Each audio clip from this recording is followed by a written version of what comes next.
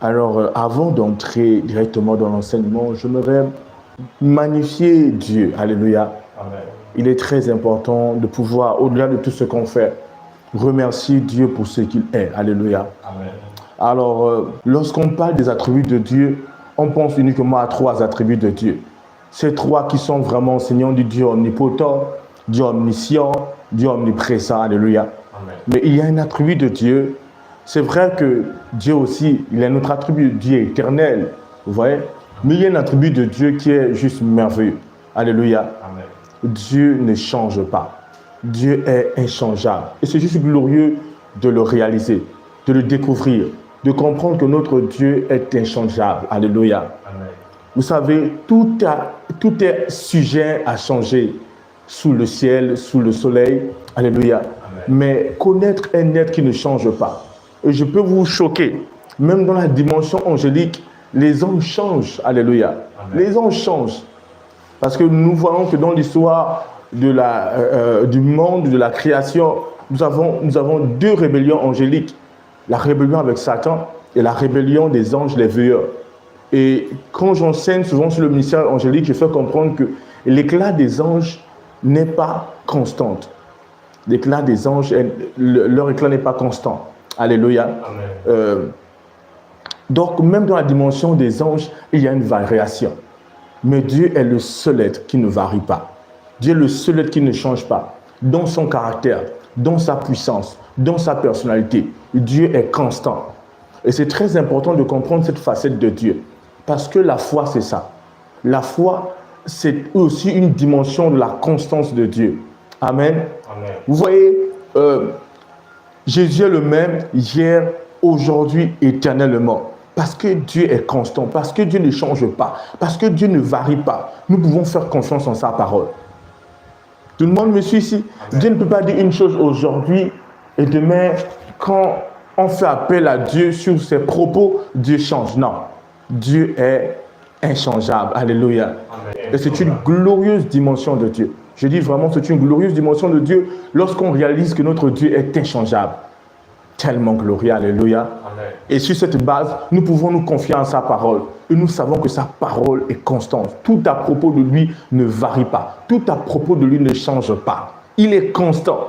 Les âges passent. Les années passent. Les générations passent. Créature après créature. On va oser dire création après création. Cet être-là, la divinité, le Dieu Tout-Puissant reste constant. Alléluia. Amen. Dis gloire à Dieu. Gloire à Et Dieu. parfois, il est très important de magnifier Dieu pour cela, de magnifier Dieu pour sa constance, de magnifier Dieu pour ce qu'il est. Alléluia. C'est pourquoi vous pouvez faire confiance en l'amour de Dieu. Parce que son amour, Dieu ne connaît pas t'aimer aujourd'hui et demain ne t'aime pas. Dieu ne sait pas comment se fragiliser dans son amour pour toi. Non, Dieu est constant. S'il t'a tellement aimé, il continuera à tellement t'aimer. Dieu ne peut pas t'aimer aujourd'hui et demain il ne t'aime pas. Vous voyez un peu, c'est juste redoutable parce que il est vrai que parfois, même dans les familles, dans toutes les différentes relations, aujourd'hui la personne va t'aimer et demain après, l'amour va comme s'affaiblir, vous voyez. Mais Dieu, s'il t'aime aujourd'hui, il t'aime demain de la même manière. Il t'aime après-demain de la même manière. Qui me suit ici? C'est juste glorieux. Dieu est juste glorieux. C'est étonnant de connaître un tel être qui est constant, qui ne varie pas. Non, il est omniscient, c'est beau. Il est omnipotent, c'est bon. Il est omniprésent, c'est bon. Mais Dieu est inchangeable. Qui me suit ici? C'est glorieux de comprendre que Dieu est inchangeable. Dieu est inchangeable. Et comme je dis souvent, Dieu magnifie en nous ce qui est de lui. Dieu apprécie en nous ce qui est de lui. Dans les relations, un père et une mère, leur amour entre les deux peuvent changer. L'homme peut aimer aujourd'hui sa femme, après ça change. Un frère peut aimer aujourd'hui son frère, après ça se dilue. Le seul moyen d'être constant dans l'amour, c'est de contempler celui qui est constant, celui qui ne varie pas. Quelqu'un me suit ici? Oui. Tout à propos des hommes varie. Il n'y a pas véritablement de constance, mais lui, il est constant. On peut adorer cet être parce qu'il est constant.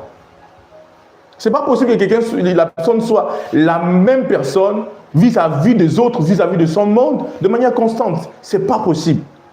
C'est vraiment pas possible. Sauf si la personne contemple Dieu. Alléluia. Et c'est une dimension de Dieu. Je voulais vraiment vous faire contempler ça pour pouvoir facilement adorer Dieu. Voir comment il est beau, voir comment il est magnifique. Il est celui qui émerveille les anges. Je ne sais pas si vous comprenez.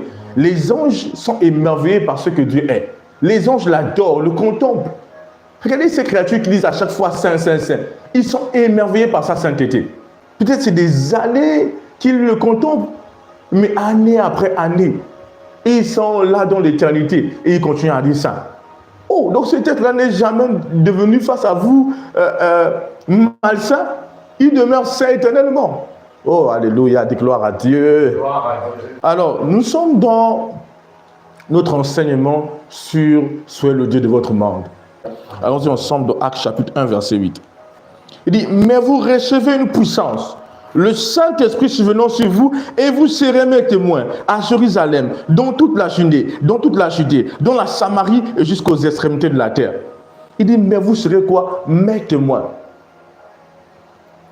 Mais quand on monte au verset 8, il dit « Mais vous recevez une puissance. Le Saint-Esprit survenant sur vous. » Et je vous dis dans certaines versions, pour mieux expliciter la chose, on dit « Mais vous recevez une puissance quand le Saint-Esprit surviendra sur vous. » Alléluia. Amen.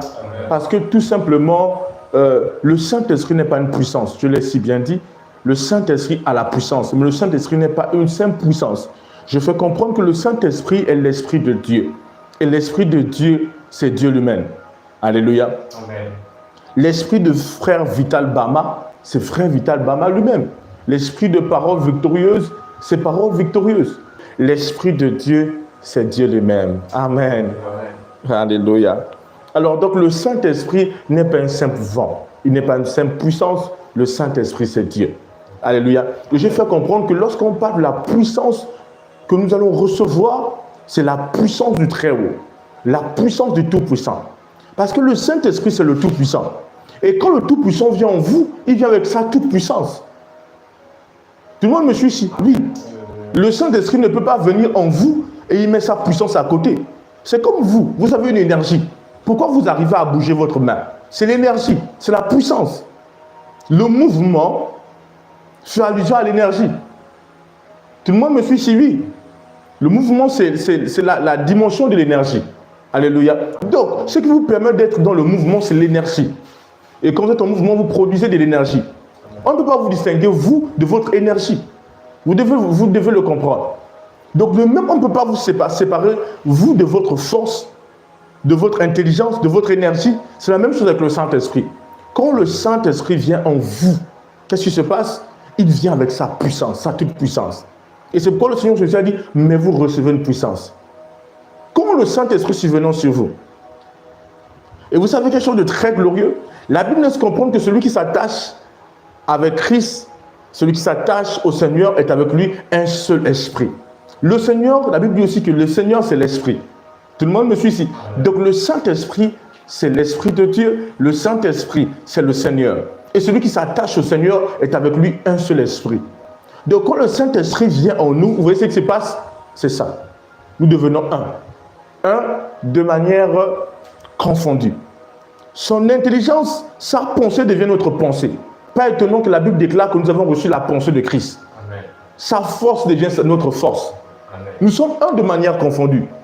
C'est pourquoi certaines personnes, parfois, vous n'avez pas besoin de sentir le Saint-Esprit pour savoir qu'il est en vous. Amen. C'est pourquoi je vous ai toujours dit que dans la dimension de la foi, on n'opère pas avec la sensation, mais on opère avec la réalité de la parole de Dieu. On reconnaît juste la parole de Dieu. Tu n'as pas besoin de sentir le Saint-Esprit pour savoir qu'il est avec toi. Quelqu'un me suit, oui, tu n'as pas besoin. Il est là, il est un avec toi. Son énergie et ton énergie est là. Est-ce que tu peux te sentir toi-même? Qui peut se sentir? Tu ne peux pas te ressentir? Le Saint-Esprit n'est pas venu pour être à l'extérieur de toi. Il est venu pour être un avec toi. Celui qui s'attache au Seigneur est avec lui un seul esprit. Tu ne peux pas te ressentir toi-même. Tu es ce que tu es maintenant. Le Saint-Esprit est venu, vous êtes un maintenant. Tout le monde me suit ici? Amen. Voilà. C'est possible dans un certain aspect de découvrir la voix intérieure du Saint-Esprit. C'est possible. Mais j'espère que vous comprenez ce que je suis en train de dire dans cette dimension. Que nous sommes maintenant un seul esprit avec Dieu. Sa puissance est notre puissance. Et nous avons introduit l'aspect de dynamisme. Je vous ai dit que le mot puissance ici vient du mot grec dynamis. Alléluia. Et le mot dunamis vient d'un mot très important en physique, dynamo. Alléluia. Oui, ça vient de dynamo. Alors, dunamis, je vous ai dit que dunamis signifie la capacité surnaturelle à opérer quoi? Les changements. Donc c'est ça la dunamis. Donc, le Seigneur nous a déjà dit que nous avons reçu quoi? Dunamis. Elle est maintenant en nous. Nous avons reçu cette capacité d'opérer les changements. En fait, le fait de savoir que tu as cette capacité doit te dire déjà qu'il n'y a pas un grand problème. Parce que dunamis n'est pas limité. Dunamis, c'est la puissance absolue. Dunamis, c'est la puissance du Très-Haut, la puissance de Dieu. Elle est maintenant en nous. C'est une puissance qui permet d'opérer tous les changements. Amen. Alléluia. Amen. Ok. Donc, peu importe la situation dans laquelle tu te trouves aujourd'hui, dunamis est plus grande que ta situation. Amen. Peu importe le défi de santé, défi de finances, peu importe la situation que tu traverses dans ta famille, dunamis est supérieur à ton défi. Dunamis est la capacité de Dieu, la puissance de Dieu, cette capacité surnaturelle à opérer des changements. Amen. Dunamis a la capacité de changer toutes les circonstances. Amen. Dunamis a la capacité de renverser tous les événements et à ta guise. Amen. Tout le monde me suit ici? Amen. Alors, nous avons compris que nous avons dunamis. Et nous avons vu qu'il est important de savoir comment redirectionner dunamis. Parce que comme je le dis souvent, en Christ, nous ne travaillons pas pour posséder. Nous ne faisons pas d'efforts pour posséder. Nous faisons d'efforts pour manifester. Parce que Dieu nous a bénis, nous a comblés à l'intérieur de notre esprit. Et Dieu nous appelle juste à manifester. Et je tiens encore à le redire. Peu importe ce que tu ressens, la gloire est en toi. Dunamis est en toi. Le Dieu Tout-Puissant en toi. Et tu as juste besoin de manifester. Et je le redis, peu importe ce que tu ressens. Parce que l'homme charnel opère avec les sensations. Parce qu'il ne sent pas, il se dit qu'il n'a pas. Quelqu'un me suit ici? Oui. C'est pourquoi le même lorsqu'on prie pour les malades, à quel moment, en tant que chrétien, lorsqu'on prie pour toi, si tu avais une situation, à quel moment tu reconnais que tu es guéri ou que la situation a changé? Ce n'est pas parce que tu vois le renversement de situation. C'est parce que tu sais que c'est fait. Quelqu'un me suit ici? Amen. Oui.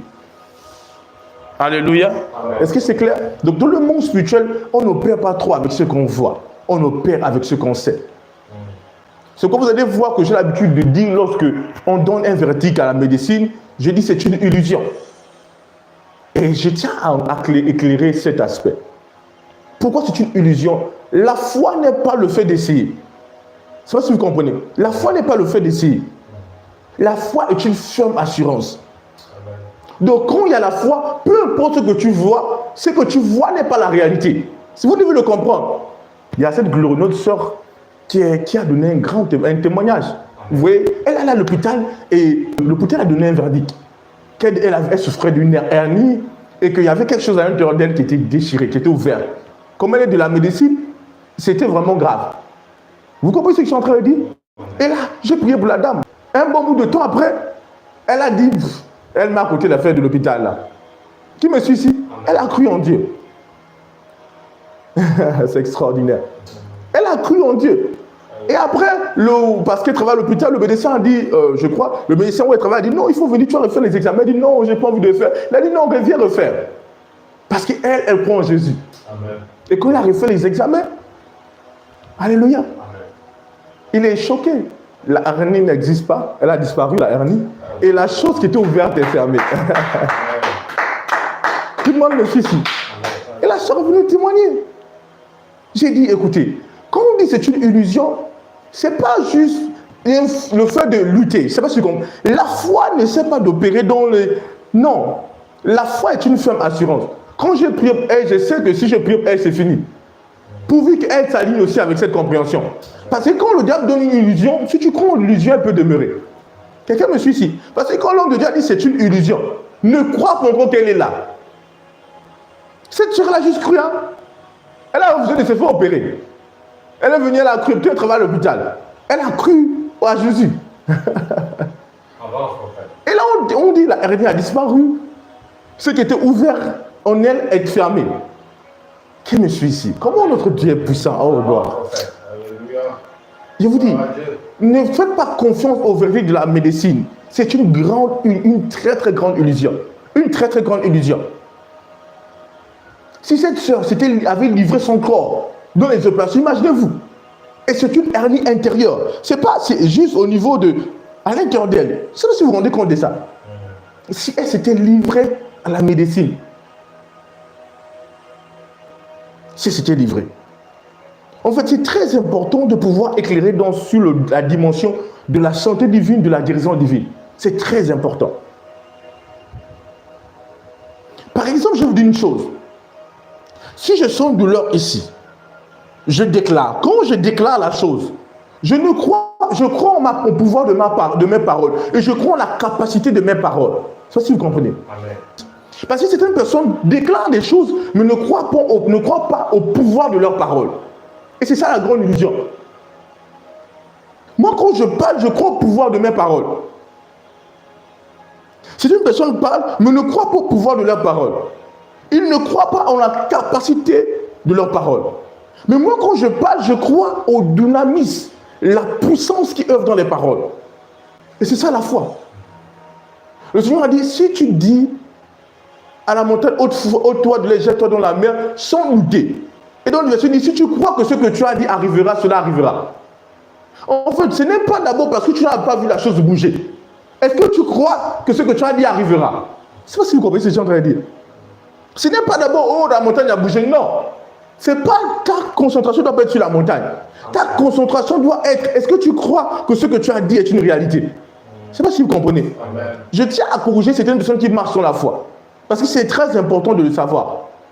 Par exemple, si toi tu prends des médicaments, tu marches sur la foi, il y a une différence entre, tu peux prendre les médicaments et croire en la puissance de Dieu. Croire en la puissance de Dieu, croire en l'efficacité du pouvoir de Dieu. Parce que vous devez comprendre une chose, il y a une marche dans la foi. Il y a des gens dans leur marche dans la foi, peut-être ils prenaient des médicaments, c'est vrai qu'ils ont des médicaments, mais ils vont se concentrer sur la marche dans la parole de Dieu, à travers la parole de Dieu.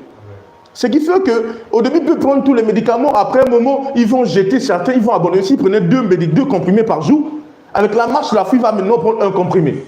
Au fur et à mesure, il va laisser. Je me suis ici. Amen. Vous devez comprendre que la foi n'est pas croire aux éléments extérieurs pour. La foi n'est pas croire aux médicaments pour te guérir. Je ne sais pas si vous comprenez. La foi, c'est croire en la parole de Dieu. La foi, ce n'est pas croire en une substance extérieure. C'est vrai que les substances Dieu peut inspirer des substances, mais les substances là, ce n'est pas ça. Tu ne vas pas croire en elles. Tu dois croire en la puissance de Dieu qui œuvre. Amen. Qui me suit ici? Oui, c'est très important de le comprendre. Parce que certaines personnes parlent, mais ne croient pas que leurs paroles sont imbibées de puissance. Certaines personnes essaient d'œuvrer dans la foi, mais ne croient pas en réalité dans la parole de Dieu.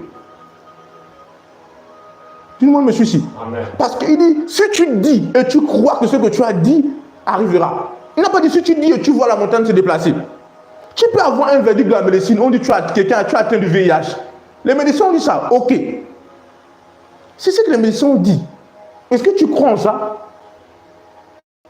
Ou est-ce que tu crois en la puissance de Dieu qui te guérit? C'est pourquoi il faut comprendre une chose. Si tu marches avec la foi, tu n'as pas besoin du verdict de la médecine.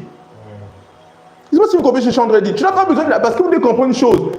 Certaines personnes ne comprennent pas, mais nous qui opérons dans ce ministère de guérison, nous comprenons ces choses. Les médecins sont pilotés aussi par des démons. Vous devez le comprendre. Il y a des gens qui meurent par des erreurs de prescription. Il y a des gens qui meurent parce que les mauvaises opérations. Aujourd'hui, où les gens ont la capacité de tricher, même dans les écoles de médecine, la médecine n'est pas fiable. Et il y a encore dedans ce groupe de personnes, des gens qui font des instrumentations, des expériences avec le corps humain, avec les organes humains, c'est autre chose. Combien de fois j'ai prié pour des personnes où la médecine a raté? Combien de fois j'ai prié pour des personnes qui ont donné des faux verdicts? Vous vous souvenez? Parfois, les gens viennent. Vous vous souvenez la soeur qui était venue à l'église et on avait dit qu'elle était à tant de mois de grossesse. Et moi, j'avais dit que ce n'était pas ça. On a dit que c'était une fille, j'ai dit que c'était un garçon. Et pourtant, l'échographie et les médecins avaient dit non. Ils ont dit qu'elle était au 8e mois. Moi, j'ai dit c'est au 7e mois. Ils ont dit c'est une fille, j'ai dit c'est un garçon. Mais eux, avec leurs appareils. La dame, la soeur, à un moment, le temps d'accoucher arrivé, ça n'a rien. Elle change d'hôpital. Quand elle va dans un autre hôpital, on va faire comprendre à la dame qu'en fait, tu n'étais pas au mois, tu n'étais pas au 9e mois, tu es encore au 8e mois. Donc, pendant que j'avais dit qu'elle était au 7e mois, c'était vrai. Je ne sais pas si vous comprenez. Amen. Et après, on annonce à la dame que non, mais ce n'est pas une fille, c'est un garçon. Je ne sais pas si vous comprenez. Et vous devez comprendre que vous marchez dans la foi, vous ne devez pas vous confier à la médecine. Parce que la foi, ce n'est pas la confiance en la médecine. La foi, c'est la confiance en la parole de Dieu. Vous devez comprendre, vous qui écoutez le message. Ce n'est pas la confiance en la médecine. C'est la confiance en la parole de Dieu. Le médecin peut te dire que tu as le VIH. Tu dis, moi, je sais que je n'ai pas le VIH. Amen. Et même si tu fais 10 examens, on trouve le VIH. Tu dis, je n'ai pas. Ah. Tu crois en ce que tu dis. Il dit, si tu dis à la montagne, ôte-toi de là, et si tu crois en ce que tu dis, tu verras cela s'accomplir. Tu ne crois pas, tu ne dis pas que il faut que ça devienne pour que je puisse croire. Non, c'est plus la foi. La foi n'a pas besoin de voir le changement de situation pour croire. La foi, c'est elle qui fait passer la situation à un autre niveau. Alléluia. Gloire à Dieu. Vous voyez, c'est elle. Donc ne vous y trompez pas. C'est pourquoi je n'ai pas besoin que le médecin dise, oh non, tu as atteint de ça. Je dis, ça a changé. Oui. La médecine dit non, c'est pas bon. Mais non, surtout quand c'est pour une personne que je prie, et là déjà, ça fait appel à ta foi aussi. Si le prophète te dit que maintenant, ça c'est qui est guéri, le médecin te dit, tu n'es pas guéri, et toi tu crois en ça. Je vais expliquer ça. Vous savez, quand on échange avec les chrétiens, c'est compliqué. Lorsqu'on prie pour un païen, c'est autre chose. Lorsqu'on prie pour un chrétien, c'est autre chose. Regardez, parce que quand un chrétien a dynamis en lui, un chrétien a la capacité de créer des situations. On est en train de voir comment dynamis se directionne.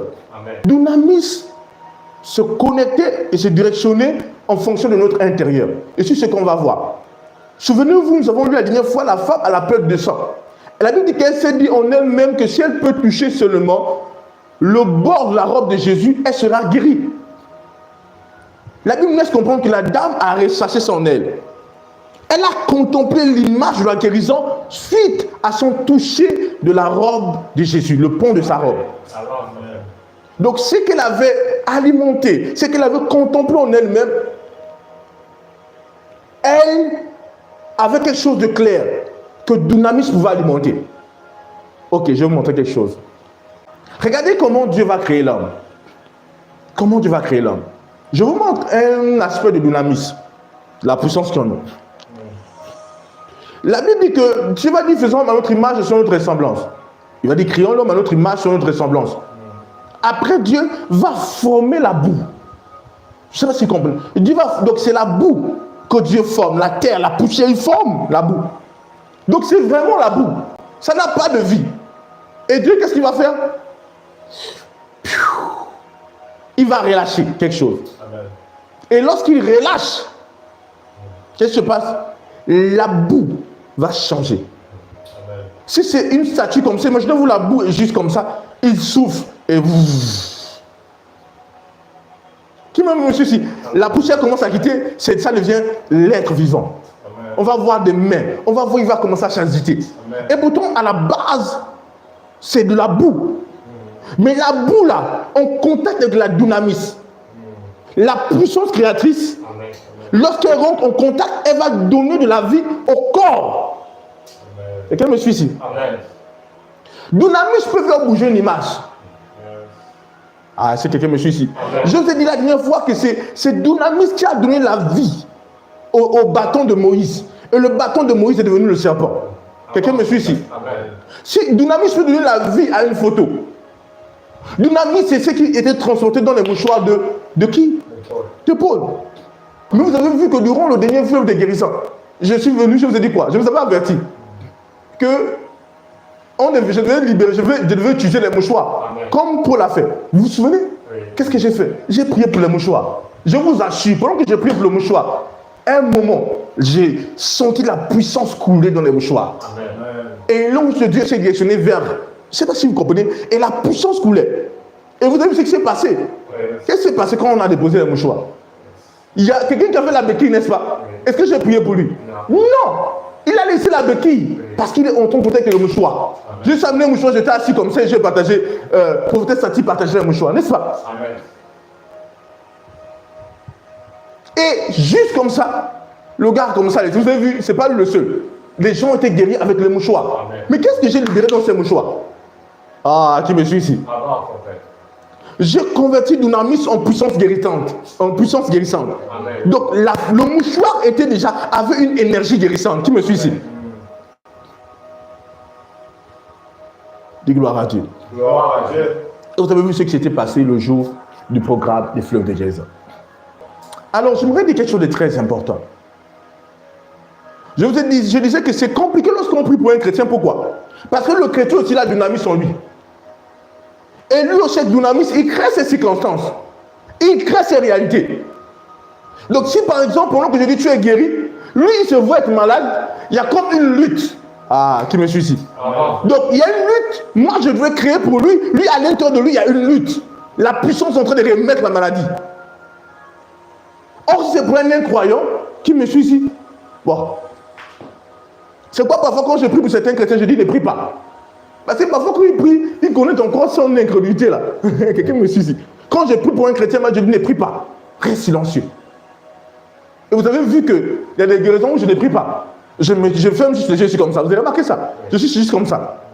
Je dis pas Père au nom, je détruis, je ferme juste les yeux, je laisse comme ça et je passe. Dunamis.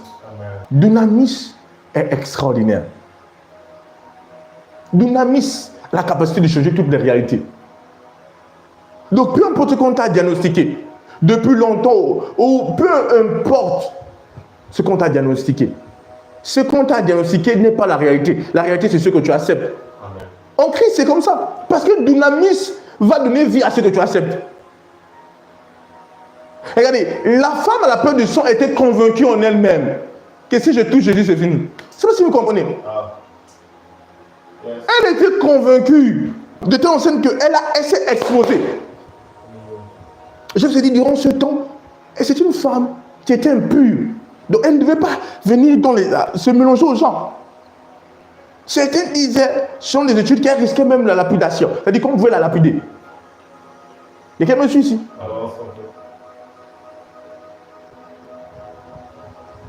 Mais elle était convaincue que si je touche ce gars, c'est fini. Elle dit non, peu importe. Je sais que quand je le touchais, on dit, attends, elle dit si je le touche seulement, c'est fini. On dit, si je peux seulement le toucher, il n'a même pas besoin de me voir. Quelqu'un me suit ici. Elle est venue. Pendant qu'il y avait l'agitation, elle a touché Jésus. Et Jésus dit, quoi? Il dit, la vertu est sortie de moi. Amen. La dunamis a été convertie en vertu guérissante. Parce que quand elle vient changer une situation de maladie, elle est la puissance de la guérison. Amen. Nous sommes en train de voir dunamis. Nous sommes en train de voir comment utiliser dunamis. Comment directionner dunamis. Cette puissance qui est en nous. Comment la donner de mouvement. Comment dire à dunamis, dunamis, je veux que tu changes cette situation. Parce que dunamis peut tout changer. Situation de maladie, situation de misère, de pauvreté, peu importe le cas, dunamis peut changer. Donc, mais j'ai dit la dernière fois et je le redis encore, nous n'avons pas un manque de dunamis. Nous ne sommes pas dans les carences. Il n'y a pas une carence de dunamis. Amen. Il y a juste une carence de comprendre comment utiliser et directionner dunamis. Amen. Tout le monde me suit. Je vous ai dit, dunamis peut redonner la vie à une image. Si on prend une image, on connaît dunamis, l'image peut bouger, devenir nette. Imaginez-vous la terre. Essayez de vous imaginer. La boue que Dieu a façonnée à Adam. Et Adam devient être vivant. Essayez de vous imaginer. Hein? Tout le monde me suit ici? Oui. Dunamis est puissant. Alors, donc, vous avez dunamis en vous. Elle est là, la puissance. Vous devez pouvoir connecter dunamis avec quelque chose à l'intérieur de vous. Dunamis est assise et dunamis a besoin de quoi? Que vous la connectez avec quelque chose de réel.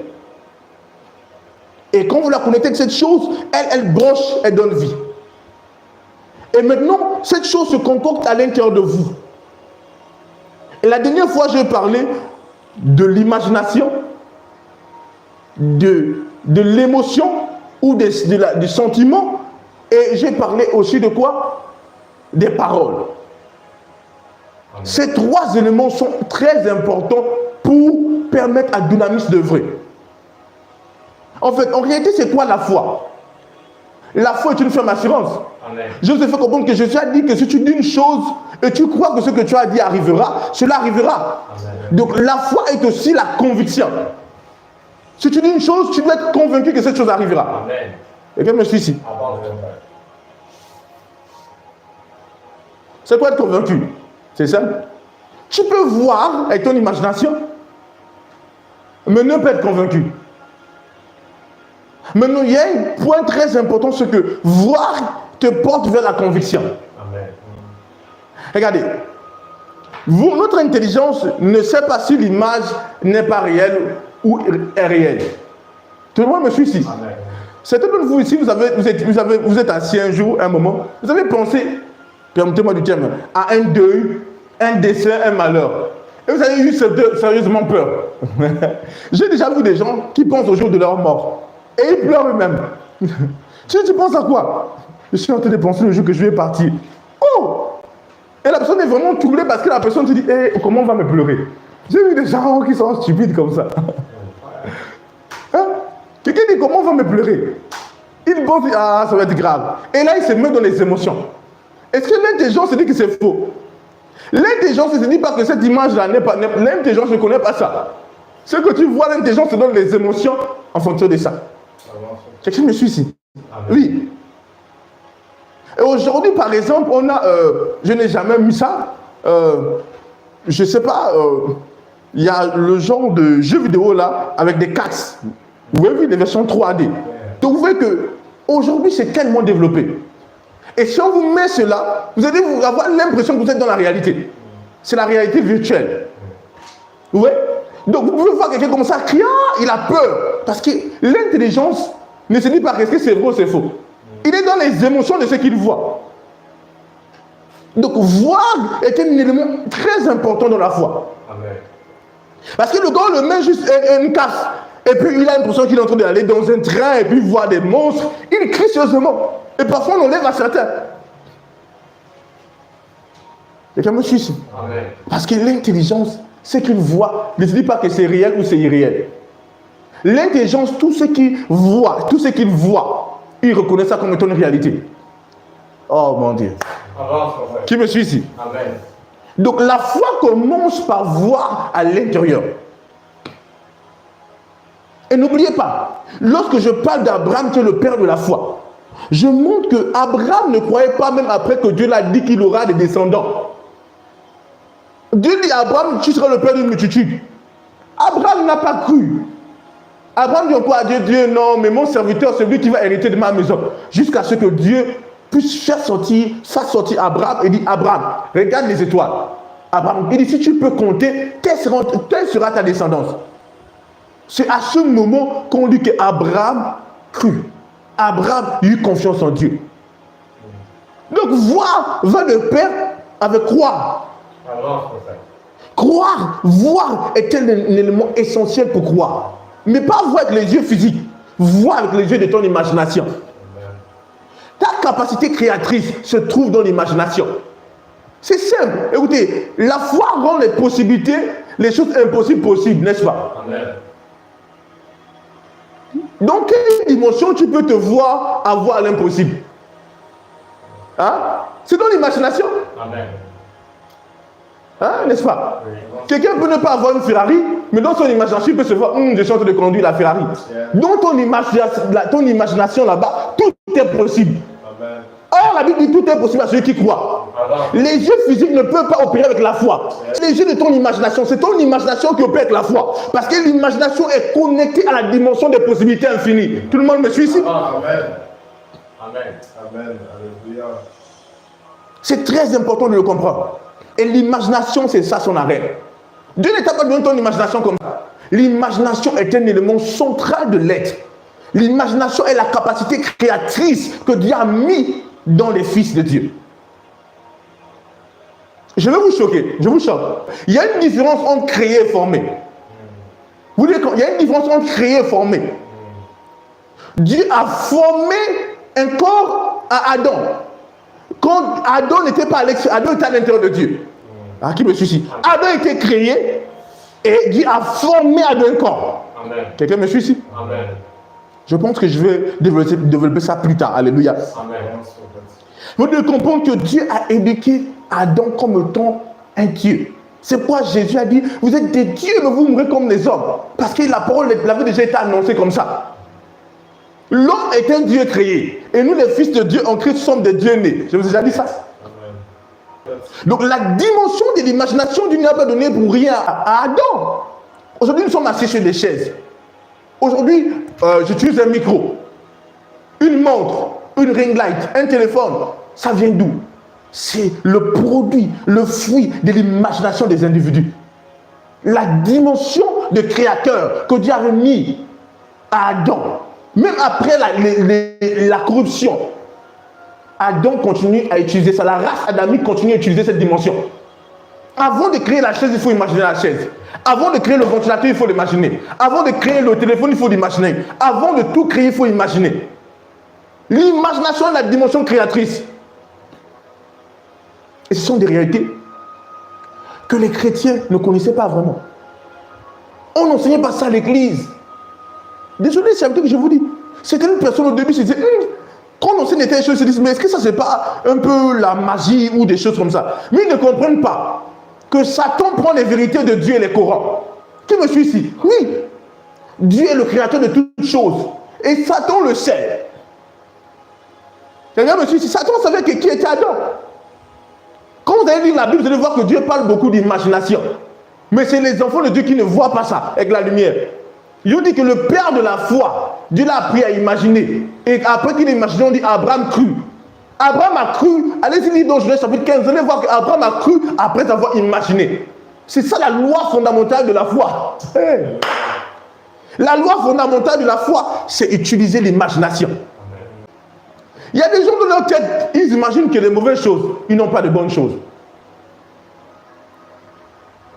Je vais vous dire une chose. Vous avez vu le projecteur, n'est-ce pas? Projecteur vidéo. Amen. Vous voyez, il y a comme une lentille qui projette une lumière. Et la lumière nous projette les images. N'est-ce pas? Amen. Mais le central, tout se passe dans le projecteur. Et ça projette juste les images. Tout le monde me suit ici. C'est comme ça la réalité physique. La réalité physique n'est que la projection de quelque chose intérieur. J'ai déjà fait un live ici où j'enseignais sur, je parle de la visualisation. Il y a même un jour où j'ai choqué, certains étaient étonnés lorsque j'ai parlé de la loi des trois yeux. Ou un peu. Et quand je l'ai dit, certains se sont dit, oh, est-ce que ça se passe des choses un peu obscures? La loi des trois yeux. Mais la Bible laisse comprendre, nous parle d'un œil que beaucoup de chrétiens ont ignoré.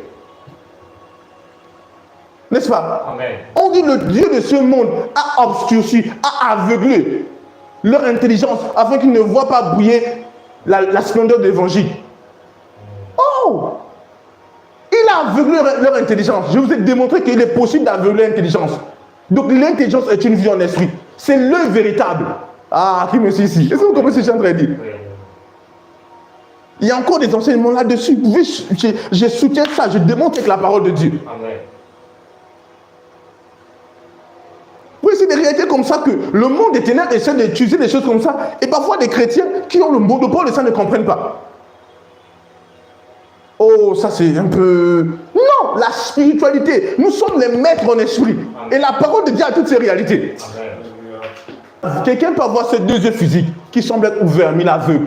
Si on aveugle ton intelligence, tu es aveugle.